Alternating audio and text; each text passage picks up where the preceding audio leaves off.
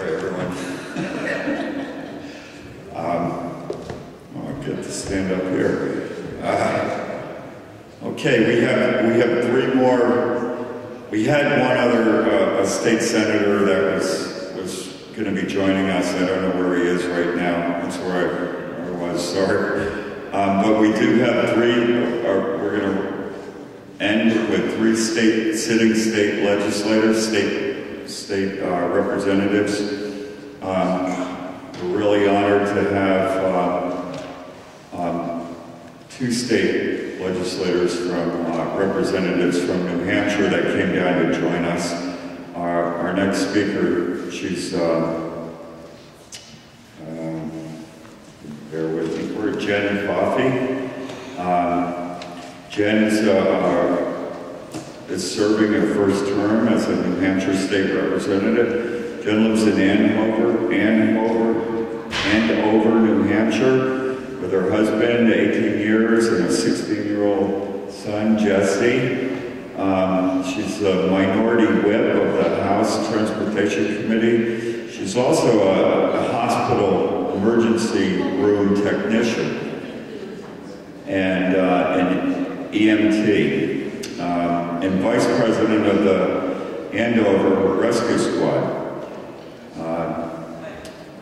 Mrs. Coffey is also one of the founders of the Granite State ID Coalition and is a vice chairman of the executive board of the directors of the Ladies of Liberty Alliance.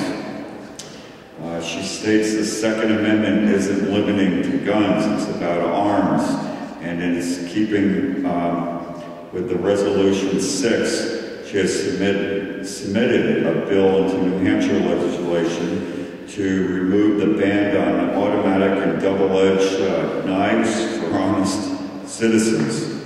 I don't know much about that, but I'm anxious to hear more about what she has to say about that. Representative Coffey is a Bill of Rightist. I love that term. And she's the national coordinator and member of the board of directors of the Second Amendment Sisters. And is a senior advisor of Pro-Gun, New Hampshire. Please give me a warm welcome for State Representative Jenn Coffey.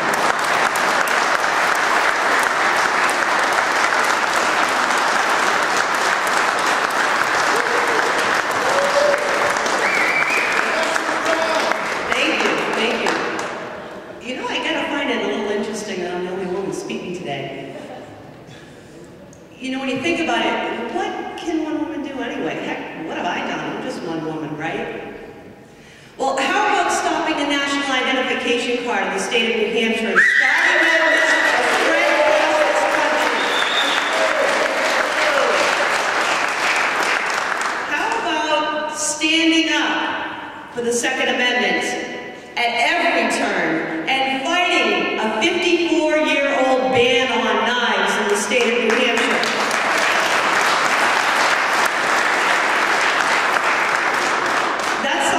Right now, and I'm gathering support from across this country.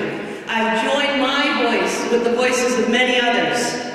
People like Jeff Knox, Aaron Zellman, Alan Gottlieb, Susanna Hupp, and many others are joining with me to help me fight this ban and lift the ban on the tools that all of us use and put the emphasis of law back where it belongs, on criminals.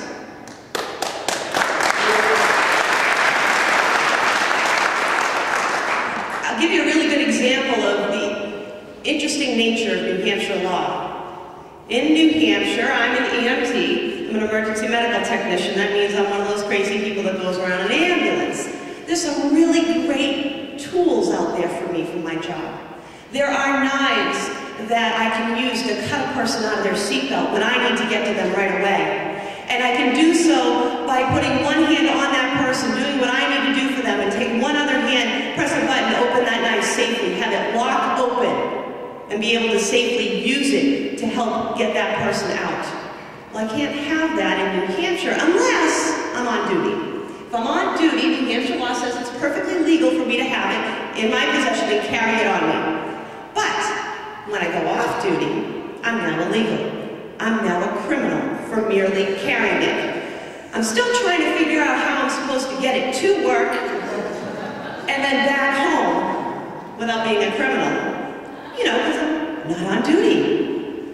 That same law applies to our hunters, our fishermen, our military personnel. You're a reservist, you gotta go to the base, you have the tools that you need. When you go home, you're supposed to leave part of your gear at the base, I guess, because you can't bring it home. I hope you don't get called up on one of those 24-hour notices, because you are then a criminal, and you can be subject to up to 12 months in jail for merely carrying a tool. You've done no harm. That's what I'm changing. That's what I'm working to change. But I cannot do this without help. It takes more than my voice. It takes the voices of citizens to speak to their legislators, to speak to my colleagues in the House, to speak to the senators, to speak to the governor's office and tell them that this law needs to be changed.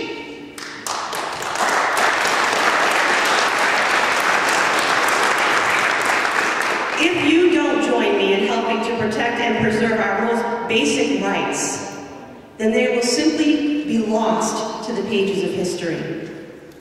I'd like to invite each and one of you to take a visit to knifelawonline.com. If you go there, you can follow what I'm doing in New Hampshire and what I'm hoping to see spread across our nation in recognizing that the Second Amendment is not a firearms amendment. The Second Amendment is about arms. And with your help, we can change that across this nation. And I'd like to invite you to take a look at your Massachusetts laws. I always did. In fact, that brings me to an interesting point in what I wanted to say to you. A lot of people ask me, why did I get involved in the Second Amendment? I'm probably one of the most unlikely people to have gotten involved. And I'll tell you the reason I did. When my son was an infant, my husband and I lived in a small town outside of Boston. I was in Massachusetts. I was born at Beth Israel. And when we had our son, he was our miracle. Very much so. We were very determined that we were going to be the ones to raise our son. So to do that, to avoid daycare, we said we're going to work opposite shifts. I worked 7 to 3, my husband worked 3 to 11, and we would literally meet in the parking lot, give each other a hug and a kiss, and switch. And I'd go home with our son, and I'd care for him, and my husband would come home, and we'd get to chat later on. And this was normal for us. And we loved being able to be parents to our son. We had a great little apartment on a main drag. I had everything I needed. We could get by with one car. We didn't need 2 cars. I had a convenience store. I had a post office, I had a pharmacy, and that place was great. Let me tell you, when you're running out of diapers, having a pharmacy nearby is great. And there was a little bar next to that. We never thought anything of it. They didn't have like loud music or anything, so they didn't bother us. There was one night, it's about 10 o'clock at night, I'm in my living room watching TV. My son is sleeping in his crib in the bedroom. I hear 2 loud voices, male voices. And they're getting louder. And they're obviously very, very drunk. And I can hear them now. They seem like they're awfully close to my windows. Well, this has got me a little nervous. So I get up, I walk quietly, as if they could hear my footsteps, over to the front door, and I peer through the peephole. And I can see the 2, if we can call them gentlemen, outside my front door. One of them found an interesting use of my front door. Apparently, the facilities in the bar may have been out of order. They're swearing, they're banging around, their voices are getting louder, their bangs are getting louder, and I got scared. And let me tell you an interesting part about this.